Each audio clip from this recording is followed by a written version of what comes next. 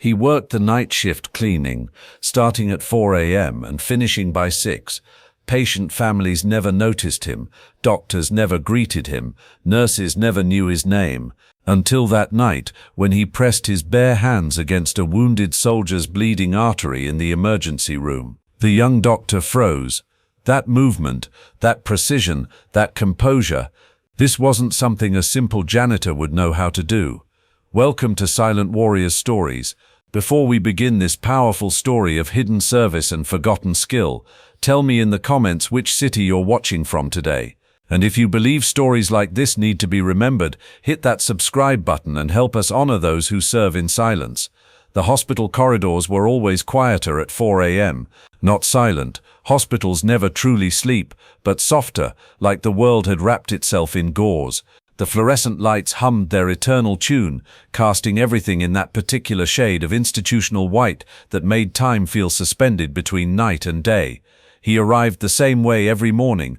Grey coveralls, name tag that simply read Maintenance Frank, and a wheeled cart that squeaked on the third rotation of the left wheel. Frank Martinez had been pushing that cart through St. Mary's General for 8 years, and in all that time, most people saw him the way they saw the walls, present, necessary, but ultimately invisible. The night shift suited him. Fewer people meant fewer questions, fewer glances, fewer moments when someone might look too closely and wonder why a hospital janitor moved with the measured precision of someone who had once held lives in his hands for very different reasons. Dr. Sarah Chen was in her second year of residency, pulling another brutal overnight in the emergency department. At 26, she was brilliant, driven, and running on her 4th cup of coffee since midnight. She'd seen Frank around, everyone had, but like most of the medical staff, she'd never really looked at him. He was part of the furniture, as reliable and unremarkable as the vending machines.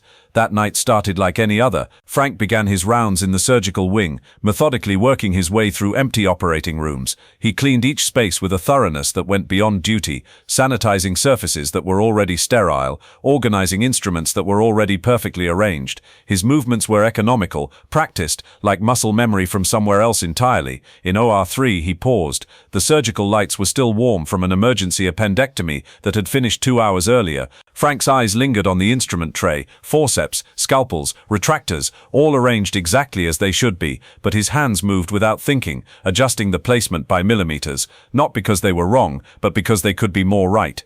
Dr. Chen happened to walk past just then, checking on post-op room assignments. Through the window she caught a glimpse of Frank at the instrument tray. Something about his posture made her pause. The way he held the forceps, not like someone cleaning them, but like someone who knew their weight, their balance, their purpose. She shook her head. Long shifts played tricks on tired minds. Frank continued his rounds. Recovery ward, intensive care, pediatrics. Each area had its own rhythm, its own particular scent of antiseptic, mixed with human hope and fear. He knew them all, had learned to read the subtle changes that marked the difference between a good night and a bad one. In the ICU, Mrs. Patterson was struggling again. Frank had been cleaning her room for 3 weeks now, watching the monitors that tracked her recovery from a massive stroke. Tonight, her breathing seemed more labored. He made a mental note, not that it was his job to notice such things, but some habits never died. He'd learned not to get attached. In his previous life, attachment meant hesitation, and hesitation meant death. But hospitals had a way of wearing down even the most carefully constructed walls. Mrs. Patterson reminded him of someone, a teacher from his childhood, who'd believed in him when no one else had. The resemblance was probably imaginary, but it made her struggle feel personal. At 2:30 a.m., the relative peace shattered. Incoming trauma, multiple vehicle accident, 3 critical. The announcement echoed through the hospital's corridors like thunder. Frank was in the East Wing when he heard it, methodically mopping the floors of the cardiac unit. His hands stilled on the mop handle. Somewhere deep in his chest, something old and familiar stirred, the quick spike of adrenaline that came when lives hung in the balance. He forced himself to keep mopping. This wasn't his world anymore, hadn't been for 15 years, but as the ambulances arrived and the controlled chaos of trauma response filled the emergency department, Frank found himself gravitating toward the sound. Not close enough to interfere, just close enough to know. Dr. Chen was already scrubbing in when the first patient arrived. 22-year-old male, multiple lacerations, possible internal bleeding. Behind him came a woman in her 40s, unconscious, head trauma evident. The third stretcher carried a man in his 60s, wearing the distinctive digital camouflage of army fatigues. Frank's breath caught. The soldier's left arm was mangled, blood seeping through the hasty field dressing someone had applied, but it was the insignia on his uniform that made Frank's hands clench involuntarily. 82nd Airborne, the same patch Frank had worn 30 years ago, in a place where the rain never stopped and the mud never dried. I need 2 units of ONEG stat. Dr. Chen's voice cut through the noise as she worked on the civilian. And get me a surgical consult on the soldier. That arm needs immediate attention. Frank watched from the hallway as the trauma team descended on the 3 patients like a precisely choreographed dance. He'd seen this ballet before from the other side. The quick assessment, the prioritization, the life or death decisions made in seconds. Dr. Chen moved with skill and confidence, but Frank could see the signs of fatigue in her movements, the slight hesitation that came when adrenaline wasn't quite enough to overcome exhaustion.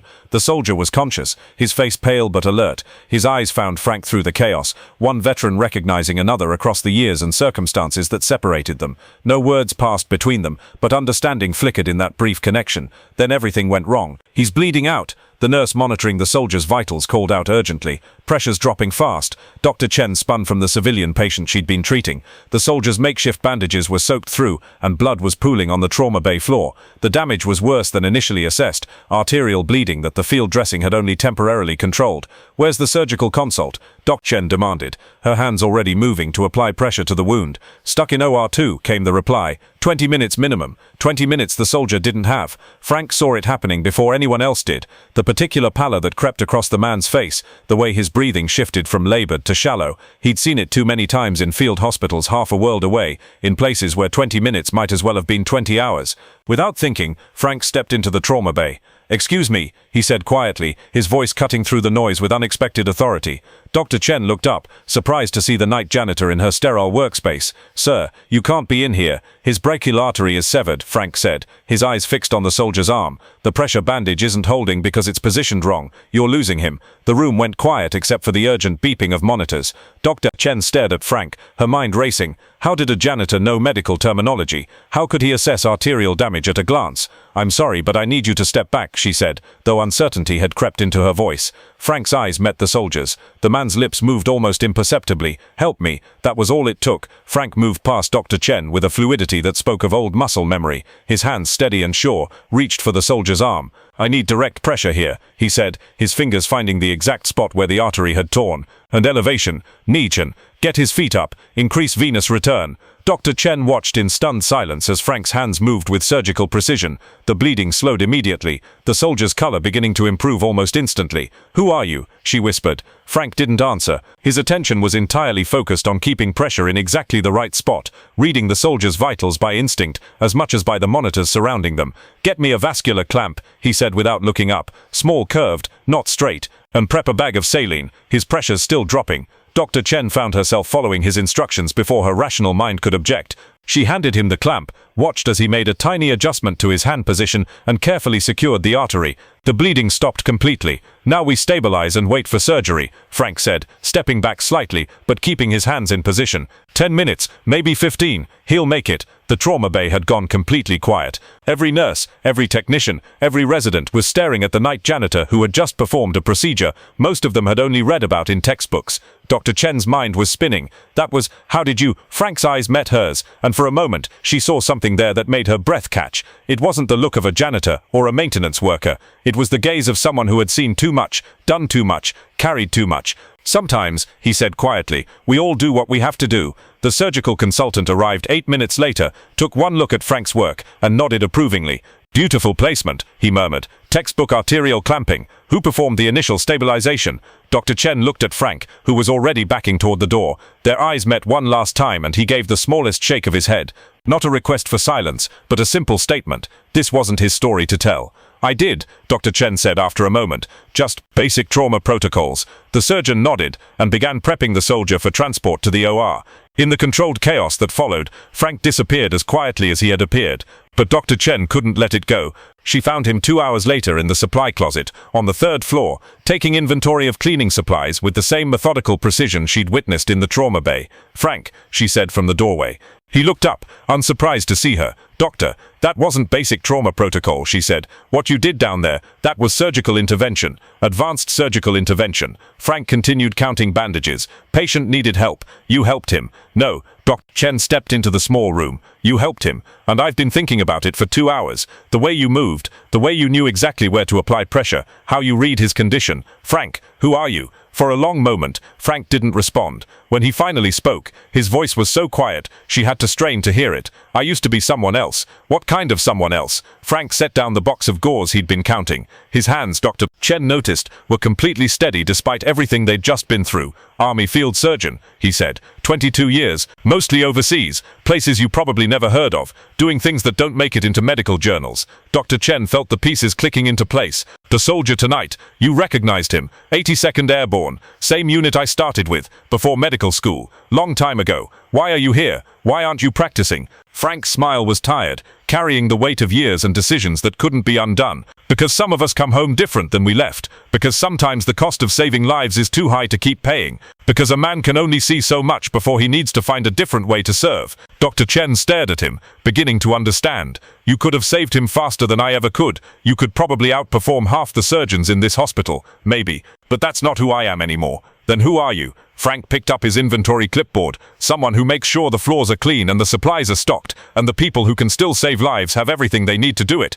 As he walked past her toward the door, Dr. Chen called out, "Will you teach me?" Frank paused, his back to her. "Teach you what?" "Everything. What you know, what you've seen, how to read a patient the way you did tonight, how to move like that when everything's falling apart." Frank turned, and for the first time Dr. Chen saw something that might have been a smile. "I'm just a janitor, doctor. You don't learn surgery from janitors." "No," she said firmly, "but you learn everything else." Over the following weeks, something changed in the rhythm of St. Mary's General. Dr. Chen found herself crossing paths with Frank more often, not by coincidence, she realized, but because he was making himself available. Their conversations started small, observations about patient care, subtle suggestions about equipment placement, quiet discussions about the psychological aspects of trauma treatment that weren't covered in medical school. Frank never overstepped. He never contradicted her in front of other staff, never made her feel inadequate. Instead, he became a silent mentor, sharing decades of hard-won wisdom in careful, measured doses. Other staff began to notice changes in Dr. Chen's performance. Her diagnostic skills sharpened, her composure under pressure improved, her ability to read the subtle signs that distinguished a stable patient from one about to crash became almost uncanny. "You've been different lately," Dr. Martinez, the attending physician, mentioned after Chen successfully managed a complex multi-trauma case. "More confident, more intuitive. What's changed?" Dr. Chen glanced down the hallway where Frank was quietly mopping floors, invisible to everyone except those who knew how to look. "I've been paying attention to different teachers," she said. "The soldier from that night survived his surgery and made a full recovery. Before his discharge, he asked to see the doctor who had saved his life. Dr. Chen brought him to the maintenance closet where Frank was organizing supplies. The two veterans looked at each other across the small space, and something passed between them that Dr. Chen couldn't quite name. Recognition, perhaps? Respect, understanding. "Thank you," the soldier said simply. Frank nodded. "Thank you for your service. You too, brother." After the soldier left, Dr. Chen found herself alone with Frank in the supply room. "He knew," she said. "He knew who you really are." Chen realized then that Frank's greatest lesson wasn't about medicine at all. It was about service, the kind that didn't seek recognition, didn't demand gratitude, didn't need applause, the kind that showed up every night at 4 a.m. and pushed a squeaky cart through hospital corridors, making sure that when the moment came, when lives hung in the balance, everything was exactly where it needed to be. 3 months later, Dr. Chen was promoted to chief resident. During her acceptance speech to the hospital board, she spoke about mentorship, about learning from unexpected sources, about the importance of recognizing excellence wherever it might be found. Frank wasn't in the audience. He was working his shift, making sure the operating rooms were ready for whatever the night might bring. But Dr. Chen knew he would hear about it, and she hoped he would understand what she couldn't say directly, that sometimes the best teachers are the ones who never ask to be recognized as such. That night, as she made her rounds through the hospital, Dr. Chen passed Frank in the hallway. He nodded politely, the way he always did, the way a janitor nods to a doctor. But for just a moment, their eyes met, and she saw something there that might have been pride. Some people save lives with scalpels and stethoscopes, others do it with mop buckets and the quiet wisdom that comes from understanding that service isn't about being seen, it's about being there when you're needed most. Frank Martinez had found his way to serve again, not in operating rooms under bright lights, but in darkened hallways where few people looked and fewer still truly saw. And perhaps that was exactly where he was meant to be. But they were never empty. There was always someone there, making sure that when the world needed saving, everything was ready. Someone who understood that the most important battles aren't always fought on the front lines, but in the spaces between, in the quiet moments, when preparation meets opportunity, when experience guides instinct, when a steady hand makes all the difference. Sometimes the heroes we need most are the ones who've already hung up their capes and picked up something more humble. Sometimes the greatest service is the kind that never asks for recognition, and sometimes the most powerful stories are told not with words, but with actions, quiet, consistent, and absolutely essential. Frank Martinez knew all of this. He'd learned it the hard way, in places where learning came at a cost most people never have to pay. Now he carried that knowledge through hospital halls, sharing it not through grand gestures, but through small moments, quiet guidance, and the simple presence of someone who understood what it meant to hold life and death in your hands. Dr. Chen learned this too, eventually. She learned that medicine wasn't just about technique and knowledge, it was about wisdom, compassion, and the humility to recognize that the most important lessons often come from the most unexpected teachers. And late at night, when the hospital grew quiet and the corridor lights hummed their eternal tune, they both understood something that couldn't be taught in medical school. That service comes in many forms, and sometimes the greatest honor is to serve without being honored at all.